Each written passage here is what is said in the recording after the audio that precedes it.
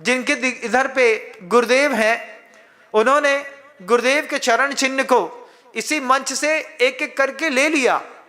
शुरुआत में तो मैं बोल रहा था, फिर अपने आप लोग आ गए, ततः किम मेरे साथ शामिल ना हो जाए, कहीं लोग ना बोले कि तुम्हारे घर में गुरु जी के चरण चिन्ह। बोले है ना, हमारे गुरु जी के चरण चिन्ह विनम्र सागर जी महाराज जी ने दिए थे। इतिहास याद रखेंगे आप इस बात को, क्योंकि मैं कह सब है, अच्छी पत्नी मिली, पैसा मिला, पुत्र मिले, गाड़ी मिला, घोड़ा मिला, सब मिला, गुरु का चरण चिन्ह ना मिला घर के अंदर। पैसा तो कल फिर आएगा, परसों फिर आएगा, जिंदगी भर आएगा, लेकिन हम लौट करके नहीं आएंगे, गुरु लौट करके नहीं आएंगे।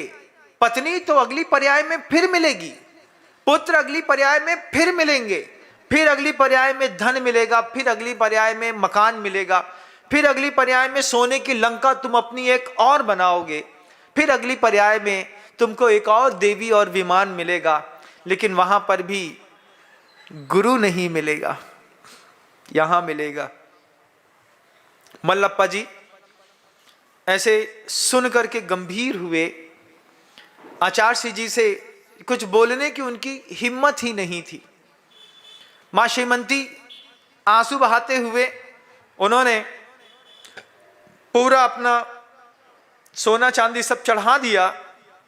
उसके बाद मल्लप्पा जी से देखने लगी। मल्लप्पा जी जो है देख रहे थे और रहा नहीं गया गुरुदेव से। आपने कहा था ना आपसे बात नहीं करते, तो मैं आपसे क्या बात करूं।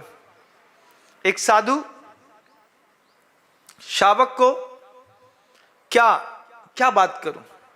आचार्य जी कहते थे एक श्रावक साधु को क्या देगा, एक श्रावक साधु को क्या देगा, और एक साधु है तो श्रावक से क्या लेगा। वहां पर श्रावक और साधु दोनों बैठे थे। साधु गुरुदेव अपने ही पिता को माइंड वॉश कर रहे हैं। इधर घुमा करके गुरुदेव अपने ही पिता से कहते हैं, चूंकि मल्लप्पा जी प्रौढ़ थे, अच्छा उनका संस्कृत पे पकड़ थी, वे मंदिरों में अंदर बैठ करके स्वाध्याय कराते थे। उन्होंने मंदिर के अंदर सैद्धांतिक ग्रंथों की भी अच्छी वाचना करी थी। इसका मल्लप्पा जी पर आगम का बहुत अच्छा प्रभाव था, खूब अच्छा प्रभाव था। ज्योतिष शास्त्र भी मल्लप्पा जी बहुत अच्छे से जानते थे। कविता लिखने का शौक भी मल्लप्पा जी को बहुत अच्छा था। ये सारी चीजों को गुरुजी बहुत अच्छे से जानते थे। और छोटी सी उम्र में गुरुजी मल्लप्पा जी के उन सारे स्वभाव को जानते हुए कह रहे हैं। क्या कहते हैं आचार्य जी के शब्द हैं ये। बोले मैंने कहा षडंगादि वेदो मुखे शास्त्र विद्या कवित्वादि गद्यम सुपद्यम करोति। ये शब्द गुरुजी ने जब कहे मल्लप्पा जी से, क्या कहते हैं कि वहां कहते हैं आपको सब आता है, षडंगादि वेदे, छंद आता है, ज्योतिष आता है, व्याकरण आता है, अलंकार आता है, न्याय आता है, सिद्धांत आता है, सब तो आता है आपको, सब आता है, षडंगादि वेदे। उसके बाद कहते हैं मुखे शास्त्र विद्या, क्योंकि गुरुदेव जानते थे ये शाम को जाते हैं 1-1.5 घंटा पढ़ाते हैं, तो जो शास्त्र की विद्या है वह भी आपके मुख में रखी हुई है। हाँ महाराज। फिर आचार्य कहते हैं कवित्यादि गद्यम पदत्यम करोति, और कवित्वपना भी है, गद्य में और पद्य में आप रचना भी बना लेते हैं, लेकिन मनश्चेन चित्ते लगम गुरुरग्नि पद में ततः किम ततः किम ततः किम ततः किम। फिर आचार्य जी ने कह दिया सब है, अच्छा गायक है दिल पे गुरु नहीं है, अच्छा वक्ता है दिल पे गुरु नहीं है, साधु है दिल पे गुरु नहीं है, मुनि है अगर दिल पे गुरु नहीं है, अपना ही अपना दिखता है, अपना ही अपना देखता है। मैंने रचना बनाई, मेरा नाम छपना चाहिए, सर्वाधिकार सुरक्षित, ततः किम, उसमें तुम्हारे गुरु की कोई सुगंध ही नहीं है।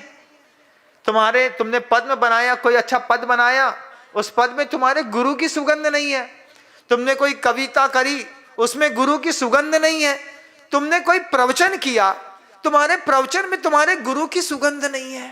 तथा कि वो प्रवचन भी किस काम का, जिसमें शिष्य के मुख से उसके गुरु की खुशबू ना निकले। ततः किम, अगर आपको ज्योतिष आता है, आपको छंद आता है, व्याकरण आता है, अलंकार आता है, आपको न्याय आता है, तो पहली रचना गुरु के पाद पद में, गुरु के चरण कमलों पर अर्पित करता हूं। वैद्य औषधि बनाता है, पहली औषधि गुरु के पाद पद्मों में रखता है। भगवान आपके श्री चरणों में यह महा औषधि निरोगी काया के लिए उपलब्ध है। विद्या अर्जन करते हैं, गुरु के चरणों में माथा झुका दिया जाता है। सिर झुकाना इसका मतलब अपना पूरा ज्ञान, अपनी भावना, अपनी भक्ति, अपना सामर्थ्य, अपना तेज सब आपके चरणों में रख दिया। ना रख पाया तो तथा कि तो क्या मिल जाएगा? क्योंकि आपके पास सब है, आज भी आपके पास सब है, आप लोगों के पास भी किसी बात की कमी नहीं है। ये बात गुरुदेव ने मल्लप्पा जी से कही थी और कह करके गुरुदेव ने उनका पूरा माइंड वॉश कर दिया।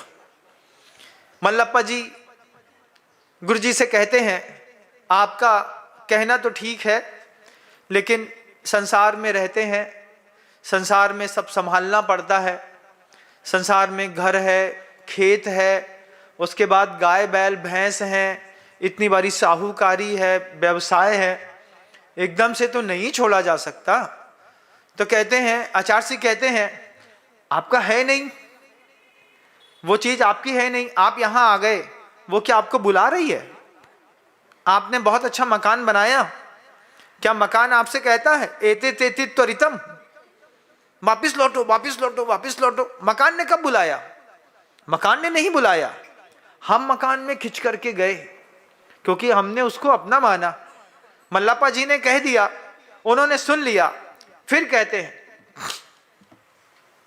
आप सबके लिए भी प्रासंगिक है, विदेशेषु मान्यम, विदेशों में भी आपकी ख्याति है। फिर कहते हैं, स्वदेशु धन्य, और अपने देश में भी आप धन्यता का अनुभव करते हैं। हमारे संबंध यहां से चीन तक हैं, चीन के लोग हमको उधार दे देते हैं।